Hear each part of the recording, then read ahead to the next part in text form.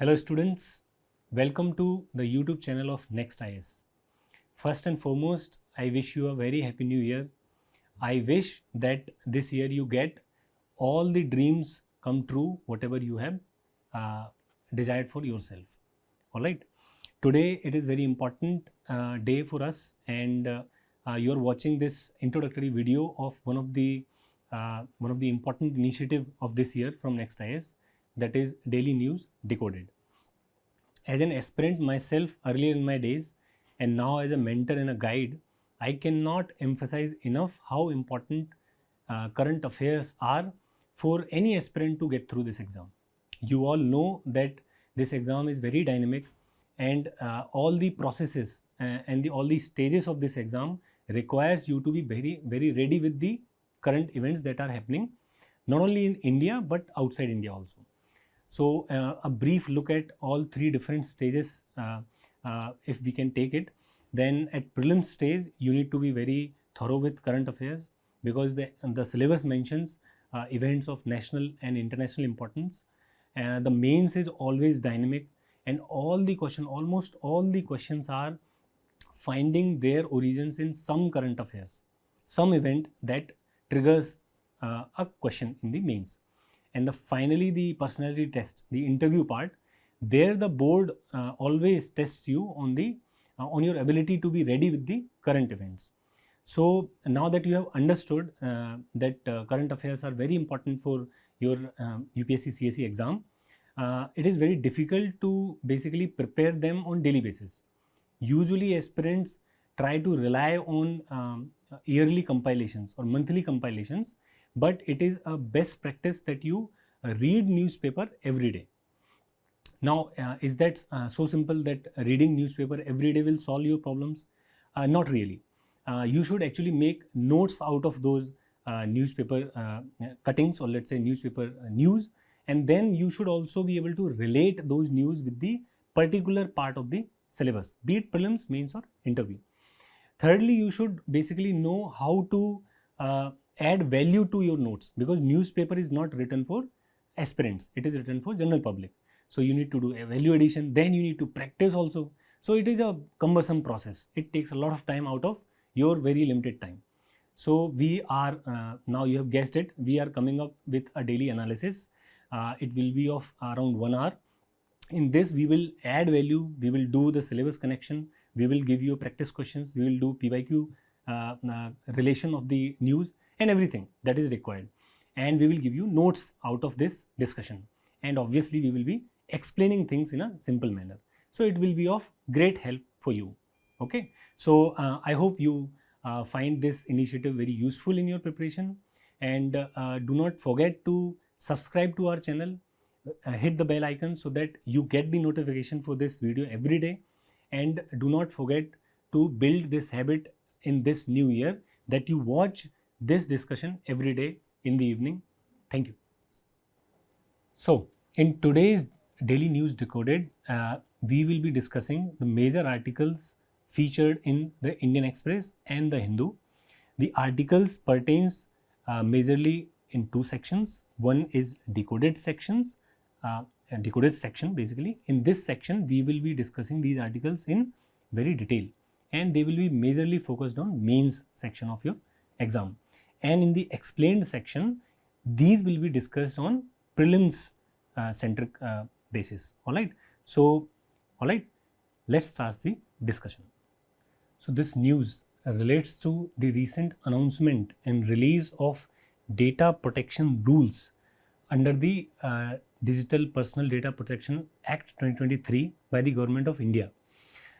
These rules have been given in public for your feedback, basically public feedback, and various organizations to give their inputs to the government so as to frame them in a better manner. Mind you, not all rules have come into effect. There are certain rules which have not come in effect yet. We will be discussing the act majorly, and we will be discussing what kind of provisions have been given, what kind of rules. Alright, so first and foremost, what is the backdrop? Now you have understood that rules have been made public. Secondly, in what part of the syllabus this is associated. in the mains, it is associated with the GS2 Indian Constitution Fundamental Rights part. Basically, UPSC has asked question in mains and prelims both on this right to privacy issue. In mains, they have asked the expansion of fundamental rights in the Great Puttaswamy judgment, and in prelims, they have asked to which article right to privacy is associated just last year. All right. So this is an important issue, and we will discuss and decode it further. Here, we will look at the evolution of the act basically, or let's say the right to privacy. Privacy as a fundamental right. We will further expand it. So in 2017, basically Justice K.S. Puttaswamy case came about, and Supreme Court declared right to privacy as a fundamental right.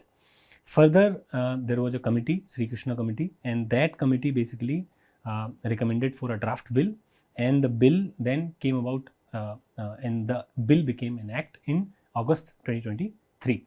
So this act has to come into effect in order to protect your and mine data, and this act also needs to be enacted in order for entities to process the data, the personal data, in a legal manner. So for this purpose, this act is there. If you look at the key provisions of this act, then I would suggest that you basically remember and understand the major aspect of this act. First and foremost, the aim, which I have explained earlier, that this act is trying to basically protect your data and also allowing legal and lawful processing, because businesses require basically data processing, and it is related to personal data basically. Specifically, it does not specify, or let's say categorize data into different kinds of data. It just simply says that your data is your personal data. That's a good thing. Now, to whom it is applicable? It is applicable basically on personal data in digital form, and if it is in non-digital form and converted into digital form, it is applicable. It is applicable both within India and outside India. That's a good thing. And it does not basically apply on personal use. If somebody has given consent, or some guardian has given consent for let's say to make somebody's data public, then that data can be used for personal purposes. Further, there is a provision of consent. It is very important. This act basically makes it mandatory for lawful processing. Basically, processing will only be considered lawful until unless you are given a consent. We will discuss how this consent has to be given, because for that the rules came about. Always remember, there is an act made by Parliament usually, and there are rules made by let's say IAS officers, if I can be very simple. So it is called delegated legislation. The legislation is the job of the Parliament, but delegated legislation is the job of the executive. Why? There is a logic, because the executive is on the ground. They are basically dealing with each day and every day with very detailed issues. The Parliament has no time, or let's say they don't have expertise also, to basically frame all those rules. That's why they give this right to the executive. So this is called delegated legislation. In that delegated legislation, we will discuss how this consent is basically further expanded. All right. So this act makes basically consent as a primary mandatory condition. This consent can be withdrawn also. That's very important. Once somebody gives consent, they can process the data, but if somebody withdraws this consent, they have to stop processing. And if not, then they will be penalized. Okay, they will be basically put on fine. Very important thing you should remember, that Data Protection Act does not, or these rules does not have any penal provisions. Basically, does not try to criminalize all this affair. All right, it is very important. Further, consent for children and disabled person has been given differently, that parental and guardian consent will be required. All right. Exemptions, yes, there are exemptions for government services, medical emergencies, and legal obligation for the consent. If we go further, then there has to be a Data Protection Board of India. this act tries to establish a institution. This institution will be established by the central government for 2 years, and they will be eligible for reappointment. The rules further explain the committee and the further processes of appointment of this data protection board. We will discuss it in a while. Now, what are the key functions of data protection board mentioned in the DPDP Act? The key functions are, first of all, very logical: monitor compliance and impose penalties. All right, they will be monitoring all the compliances by different stakeholders. Then they will seek corrections. You will seek correction through this board for, let's say, erasure of your personal data. All the issues arising on these parts will be taken care by this board largely. Now, grievance redressal will be its function. Any grievance, you can go to data protection board, and then right to nominate a person to exercise rights in case of death or incapacity. Very logical. All right. Further, the appeal will lie with the TDSAT, the Telecom Dispute Settlement and Appellate Tribunal. If you have any issue with the decision taken by the Data Protection Board of India, you can go to TDSAT. Further, if we move ahead, then what are the rights and duties of the data principals? So let me explain who are data principals. We are data principals, or let's say a person or entity who has given consent, or let's say given the data for processing. It is called data principal. Now they have access, correction, erasure and nomination. All these rights are there. You can understand one by one. Access meaning that you can access your data. It should not be that you cannot access once you have given away the data. Further, you should have correction, right of correction of that data. For example, let's say you have given your data for Aadhaar, you should have a right to get it corrected. Let's say your address is incorrect, your phone number is incorrect, so on and so forth. Erasure meaning that you want to erase some data. Okay, do not get confused that you have a right to be forgotten. It's not like that. You don't have right to be forgotten. You have a right to erasure of that data. Further, nomination, let's say again death or incapacity or other circumstances, you can nominate somebody else for your data basically. All right. Now, there is another entity that is called data fiduciary. If you can see here, data fiduciary. These are entities who determine the means and the ways the data will be processed. Or let me put it very simply, all the companies which are running your data for processing and providing you some service. All right. Any food delivery service which is collecting your data, where you live, what you do, based on that, what you order, basically based on that they will try to cater services for you. That's the idea. So all these data fiduciaries have certain obligations because they are trying to process your data. So what are these obligations? You can think very logically that yes, they should be legally and lawfully processing your data. So this act basically provides grounds for data processing, that lawful grounds, that okay, consent has to be taken, for what time you will process the data, how you will delete it, when the consent will be withdrawn, how you can basically do it objectively. That's the idea. Now, second point is consent via notice. So this is an obligation on data fiduciary. We will discuss this further, how this notice has to be served. So basically you will be given a notice by any company which you are interacting with. That notice will have clear explanation, what kind of consent they are asking, how they will process your data, what all data they will collect, what are the purposes. If you find out that your data has been processed for some other purpose which you do not consent to, then you can sue them and they will be penalized. All right. So language and time, all these are there. That okay, if you want your consent, or let's say notice in some other language, in your mother tongue, all these languages available in the 8th schedule, you can ask them. Now, appointment of a consent manager. So these data fiduciaries have to appoint a consent manager. Further, state, let's say state is also a fiduciary. State can process your data for various purposes like subsidies, government schemes. For example, in Delhi, people get subsidized electricity bill. So for that, they can ask for your data and processing. All right. And if we move ahead, then there are some general obligations with data fiduciaries. These obligations are very logical, that yes, data accuracy should be maintained, security safeguards should be there, breach reporting should be there. Yes, these fiduciaries have to report if that breach has happened. Now the rules are basically expanding what kind of breach has happened. All these things will be discussed in the rules. This is act. This is the act which we are discussing. Now the last point is processing of personal data of children. Remember, this data is basically very particular about children. It says that people below the age of 18 should not be targeted in a way that they are harmed via data processing, or that they should not be targeted for ads. This is very important because most of these social media websites, they basically, or let's say other channels also, they try to collect data of children and then process it and then target them for certain ads. This cannot be done no longer. All right.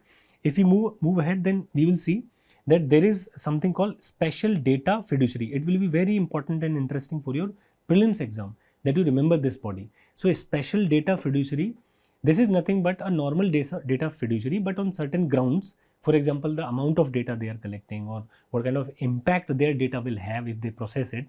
All these consideration will be taken, and then central government will declare some fiduciaries as special data fiduciaries. These special data fiduciaries will have nothing but more responsibility, more obligations. We will discuss certain obligations here, that they will have basically mandatory appointment of data protection officer and independent auditor. It is very important.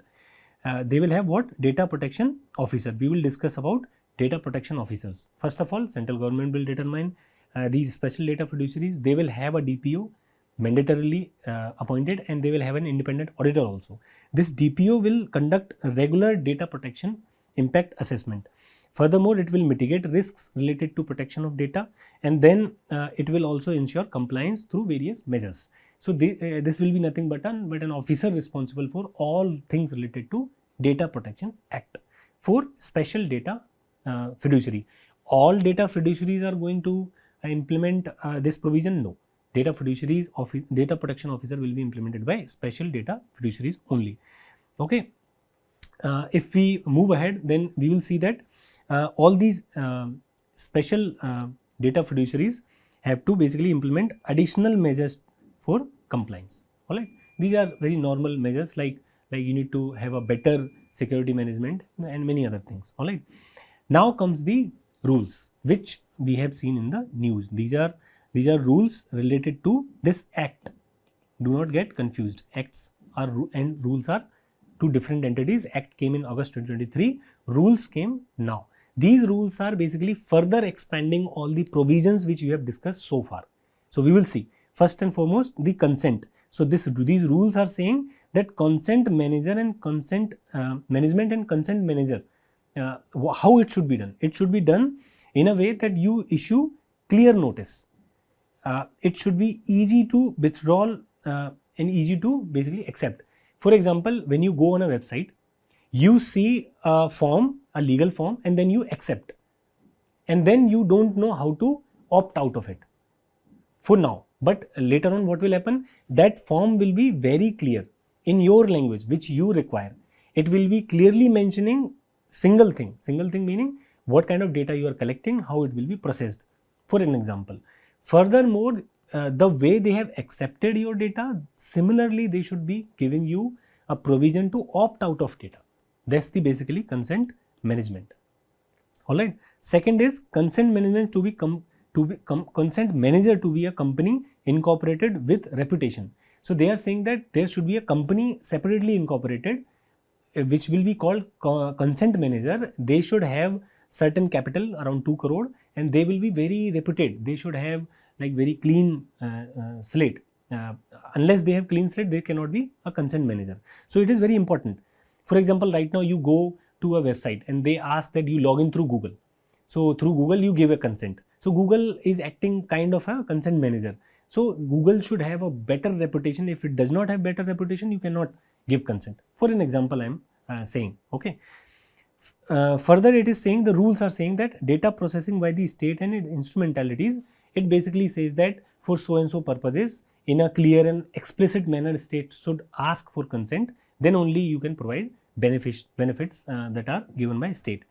Further, security safeguards, it says encryption, it says access control, it says monitoring. So the data should be encrypted. There should be a code that will decrypt encryption. I think you must know that you say things in Hindi, and that encryption basically converts into a machine language or some other language, some other data that cannot be read by human beings. So you basically make it a code language, and then somebody else can, with a different code, can decrypt it and read your data. So encryption should be done, access control should be done, monitoring should be done. All these are further explained. Then data breach notification. Basically, if data breach happens, for example, you have read that recently data breach happened in so and so bank. If that happens, they have to report it. They have to report not only the data breach, they have to report to every basically data principal, yani you and I, all those who have given consent. Then they have to also report what kind of impact it will have, what kind of consequences it will have. All these things they have to report without fail. Further, data process to be deleted. This provision is very important. Let's say you agree to a service for 6 months, that okay, have my data for 6 months. If you do not interact with this service for 6 months, that consent will be taken off. They cannot further use your data. So the time bound manner is there, that if you do not engage, it is written here, if the principal does not engage within a time period, then it will be taken off. Further, contact point for queries. It says basically, rule says that every fiduciary should have a contact person whom you can connect for different queries.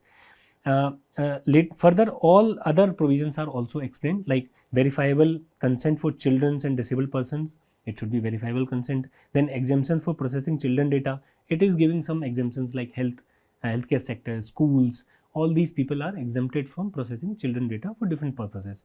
Further, it says it further expands the rights of data principals.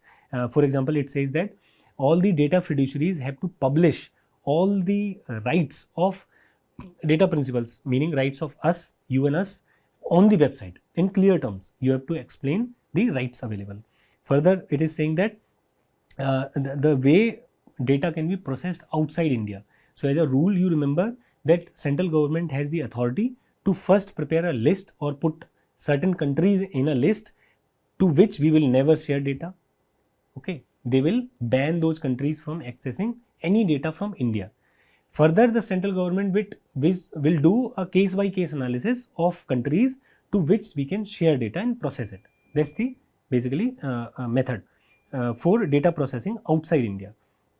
It is written clearly, central government will be sole authority.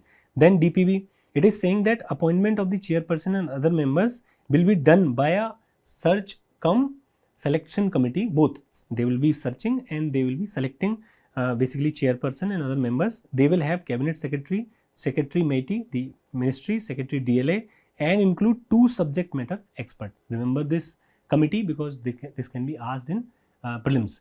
The Committee for Data Protection Board of India. This will be a search cum select committee. All these members you should remember. Further exemptions it is giving research, archiving, statistical purposes, it is giving exemptions. Alright. Now, what are the key issues and analysis regarding these rules in the Act? So, see, there are exemptions specifically for national security. This can lead to slippery slope. National security can have anything, any activity can be,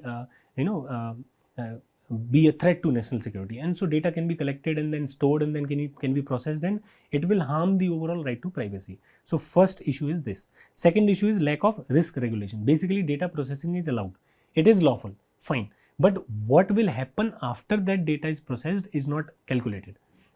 The risk associated with data processing is not basically calculated by the government and not incorporated in the Data Protection Act. The third says that absence of data portability and right to be forgotten. Data portability is not allowed and right to be forgotten is not there. This right to be forgotten came in Australia recently, but in India it is not yet. Now, cross-border data transfer. So I have explained the mechanism how data will be transferred, and in this central government will do issue case by case, will resolve these issues case by case basis, and it can create certain basically hurdles. Or let's say the data can be processed in a different manner in one country, it will be processed in a different manner in another country. For example, let's say Russia asks that okay, we want to process data, and America is asked, or Australia is asking. So in Australia it will be done differently, in Russia it will be done differently. So your data will be processed on a different standard. Further, if you look at then the short tenure and reappointment of data protection board members, it is an issue because only 2 years and reappointment, this will put pressure on them to basically buckle under the pressure from the, let's say, political class or let's say the other classes. So it is an issue that their tenure should have been longer and there shouldn't have been an reappointment provision. Further, definition of child. So you have seen the Australia news that Australia has come up with its own data protection thing, and they have defined a child as a 16-year-old, but we are defining as 18-year-old. Some other country define a different age, you must know. Okay, in Europe I think it is 13. So it will create a mismatch issue. Further, exemption for notice of consent. There are many entities, fiduciaries, those will be exempted from the consent notice. Further, these consent notice will be of different nature for different entities. Okay, for an example, there are some startups, they might be given certain exemptions, and those exemptions may work as a avenue to violate the right to privacy. All right, you all remember the Cambridge Analytica case where only a few thousand people's data was collected, but it basically gave them right, or let's say insight to subvert the whole election in USA. So it's very important that we don't give exemptions willy-nilly, and these exemptions should be taken care of very nicely. Now, what apart from these issues, what are the benefits? These benefits are very easy to understand.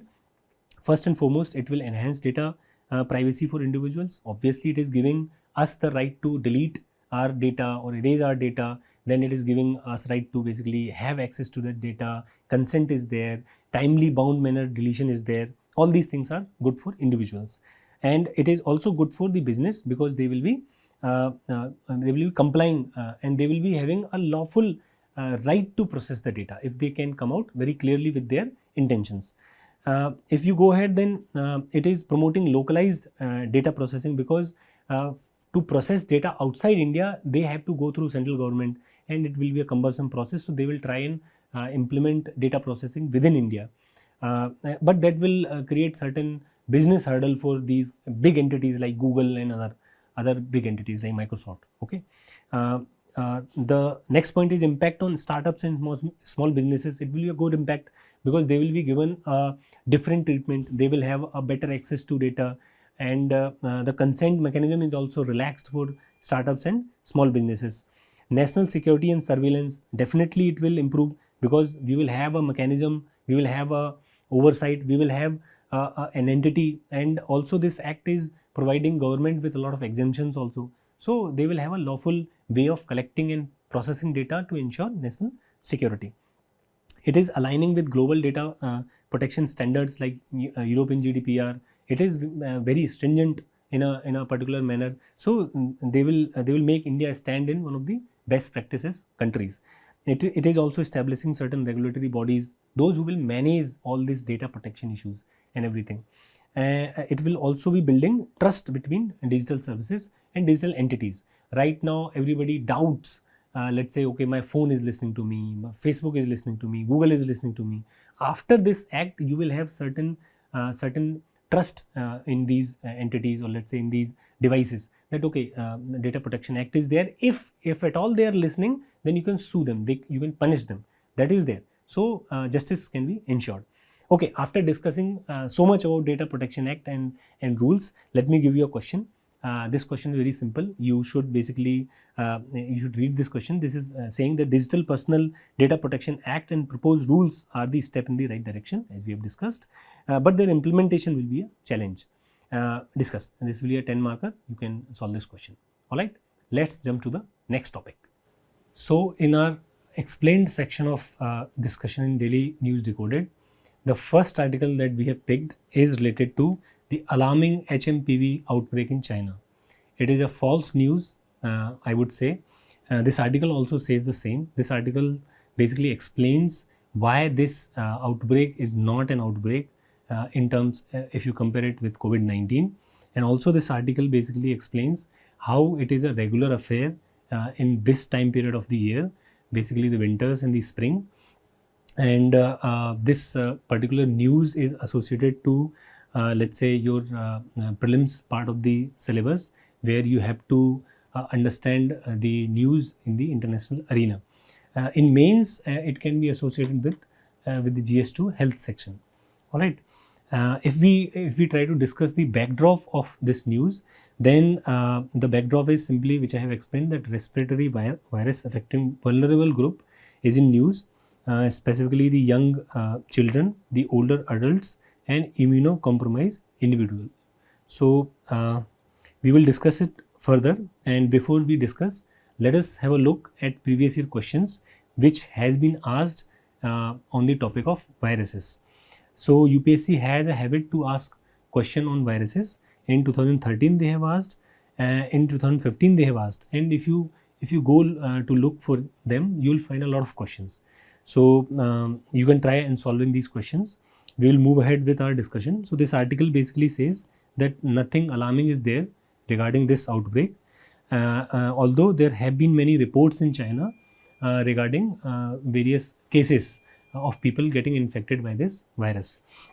This particular article says that both Indian and the US and Chinese health authorities says that this is a common phenomena at this time. But this article mentions that the Indian media has picked up this issue as if there has been a pandemic breakout in the China.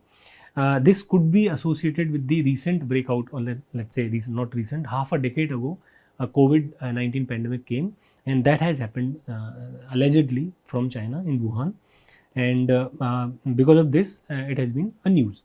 And if you look at its origins, this is called human metapneumovirus. In short, we said HMPV, and this is a single-stranded RNA virus from Pneumonoviridae family. All right. So what is RNA? RNA is nothing but let's say a brother of DNA. So our genetic content is basically stored in terms of deoxyribose nucleic acid, DNA. It gets basically translated, or let's say translated into RNA, and then RNA creates basically protein. Usually viruses have RNA, or let's say some viruses have DNA also as their genetic content, and they can enter a host. Viruses basically, they are basically dead material, but they have genetic content and they can enter a host. They can get together with the host, and then they can produce proteins and they create diseases. So this is nothing but a bit about viruses. And there was a question whether we can grow viruses in lab or not. So technically you cannot grow because they are not alive. They cannot survive on their own. Okay. And further it says that this virus is a seasonal. Virus has a seasonal pattern, peaks in winter and early spring. Going further in our explain section, it was identified in 2001 in Netherlands, but the proofs basically, or let's say the studies suggest that it has been existing since 1958. Also, if you want to discuss the transmission, then it is a respiratory disease, and it is spread through respiratory droplets, close contact, contaminated surfaces, and airborne particles. And the severe outcomes can be of bronchitis, and pneumonia. This can happen because of this virus. And further, the common symptoms are cough, fever, nasal congestion, and shortness of breath. Nothing very out of place. And then incubation period is around 3 to 7 days. See, we are studying all this because generally we have seen that questions on viruses come, and recently we have seen pandemic also. So you should know a little bit more about than the usual studies. Further, if we can see, is there a vaccine for HMPV? No, there is no vaccine. We only have treatment. Oxygen therapy is there, intravenous fluids are there which we can supply, and then corticosteroids, basically steroids, can be given to basically sustain somebody regarding this disease. Now we have preventive measures like hand hygiene and avoiding close contact with infected individuals, etc. Further, if you look at there is a practice question which we have given. You can read this question and try to solve it, and we will go to the next article. So the next article in our discussion connects with Indus Valley civilization. So recently the Chief Minister of Tamil Nadu government has announced that he will be, or let's say the government of Tamil Nadu will be providing $1 million as a prize if you or one deciphers the Indus Valley script. Why is it so that Tamil Nadu Chief Minister is interested in Indus Valley script? Because there has been a theory that Indus Valley civilization somehow is connected, or let's say at least the language and the script is somehow connected to Tamil culture. You should also know that there is one Dravidian speaking community in Pakistan. Presently, they live in Pakistan and they speak Dravidian. So there have been many theories, and one of the main proponent, let's say one of the main scholar on this theory who has pushed this theory to the farthest was Iravatham Mahadevan, which he mentions in his speech. Now, what is the backdrop of this news? You all know, which I have discussed, that Chief Minister has announced this prize. Apart from that, it is a centenary celebration of discovery of the Indus Valley civilization by Sir John Marshall. This guy was, Sir John Marshall was the head of ASI at that time, and he discovered IVC as a culture. If you talk about syllabus connection, then you all know that in prelims ancient history is there for you to study, and in mains also you need to study the ancient past of India, art and culture at least. All right. So this is the connection with the syllabus, and UPSC has asked many questions on Indus Valley civilization, both in prelims and mains. In mains they have asked about the planning of the, or let's say town planning of the Harappan civilization and what we have learned from it and how we are implementing it. This they have asked in the mains. And in prelims they have asked many questions like availability of resources, different resources, finding of different sites, what are things that are found on different sites. We will discuss all these things in the upcoming discussion. So if we further explain this article for your prelims perspective, then we will see that the Chief Minister's speech says that we are still not able to decipher the script of the Indus Valley civilization. That is a concern. And this was discovered by Sir John Marshall. The civilization was discovered by Sir John Marshall. And further it says that we will be setting up a basically chair in the name of archaeologist and epigraphist Iravatham Mahadevan. Also, you should also remember that he was an IAS officer and he was a great scholar of Indus Valley script. And he wrote a book that is one of the only book available on Indus Valley script. It is named at the Indus Script, Text, Concordance and Tables. It was published in 1977. So remember for your prelims perspective, because prelims books are all becoming a fashion to be asked. Now this civilization, Indus Valley civilization, is a Bronze Age civilization between 3300 BCE to 1700 BCE. Bronze Age meaning the prime metal was bronze. They were using bronze. Were they using iron? You let me know in the comment section whether they knew iron or they knew a little about iron or they did not know iron. You let me know. The second point is it is very known for urban planning. It is known for architecture. It is also known for social organization. We will see how it is known for that, because the city was there was urban planning going on. There was two sides of the city, the upper side and the lower side. There was citadel. There were many structures were there.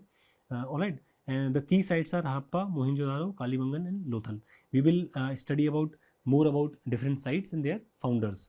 So the site named Harappa was discovered by Dairam Saini, MS Wirtz and Mortimer Wheeler, and we have found citadel mound, lower town, Mudwig wall and massive towers, gateways and 12 granaries on this site. The second site is Mohenjo-daro. It is the big pond, or let's say big bathing ground where people used to take bath for religious purposes. It was discovered by Rakuldas Banerjee and Sir John Marshall. It is having a great bath, the great granary, and we have a large assembly hall, temple-like structure, Pashupati seal, and then a bearded man bust was found. We call it priest. It was found in Mohenjo-daro. Third is Kalibangan. It is in India. It was discovered by an Italian, Tessitori. and we have found fire altars, bangles of terracotta, shell, asbestos, steatite and faience. Code Digi, it is discovered by F.A. Khan. Unbaked mud bricks and stones, terracotta bulls, 5 figurines of Mother Goddess, large brick lined ovens. This is very important. This Mother Goddess statue is very important. Pasupati seal is very important. The bearded man bust is very important. These granaries are very important. Okay. The next one is Lothal, S.R. Rao, and Dockyard 65 terracotta seals. Please read more about Lothal because this has been in news very recently for different reasons. Surkadota, it was discovered at J.P. Joshi. We have megalithic burials there. Roper, we have Y.D. Sharma, burial of dog we have found. We have Chanhodaro, N.G. Majumdar, Center of Craft Activity, and tools, spear, axes, copper knives, razors, vessels and dishes. There have been other findings also. Okay, I would like you to do a little more research on all these sites. All right. Further, we can take a look at a few things in a map of Indus Valley civilization.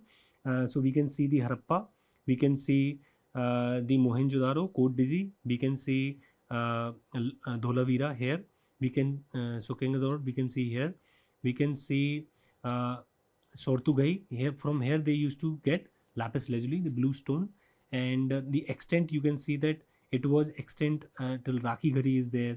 Okay, and in the western side you can see Sokangador is there, and in the northern it comes till Maharashtra, or let's say it touches Maharashtra, and in the north it goes towards till Sortugai.